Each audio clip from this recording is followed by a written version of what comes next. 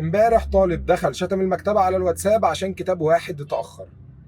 بس اللي محدش فاهمه ان الكتاب ده احنا طالبينه من الناشر اكتر من مره، والكميه اللي بتنزل منه قليله جدا مقارنه بحجم الطلب. سوق الكتب مش عشوائي، اغلب الكتب دي بتطبع على قد الطلب بالظبط، واوقات كمان اقل من الطلب خوفا من المرتجعات. ليه؟ لان الكتاب لو ما اتباعش خلاص هتنزل منه السنه الجايه نسخه جديده، يعني المنتج ده عمره قصير جدا، ترم واحد موسم واحد، لو اتاخر بيتهاجم ولو زاد بيخسر. عشان كده كل طبعه وكل توزيع بيتم بحذر، لكن المفاجاه ان في كتب بنوفرها احنا ومكتبات كتير وغالبا ما بنكسبش فيها، وحتى لو فيها مكسب بسيط بيروح في مصاريف الشحن. زي كتب المنصات اللي الطلبه بتسال عليها كل يوم، بنجيبها عشان نسهل عليكم ونوفرها للي محتاجها، وكمان بنعمل مراجعات ونفتح معاكم كل الباكجات. اللي شتم وتجاوز على الواتساب انا مش زعلان منه، انا زعلان عليه، وبقول يمكن هو مش فاهم اللي بيحصل ورا الكواليس، واللي فاهم بيستنى ويقدر. الموضوع مش مجرد تجاره، احنا بنشارك في مستقبل، واللي فاهم ده عمره ما هيقلل من اللي بيحاول يساعد. لو شايف ان التعليم مش مجرد درجات لكن فهم واحترام وتعاون، تابعنا على كل المنصات، لان اللي جاي من مكتبتنا مش دعايه، ده وعي. وسيب رايك في كومنت لو شايف ان السوق ده محتاج الناس تفهمه اكتر، يمكن رايك يكون اول خطوه في تغيير كبير. انا اسلام يونس، سلام.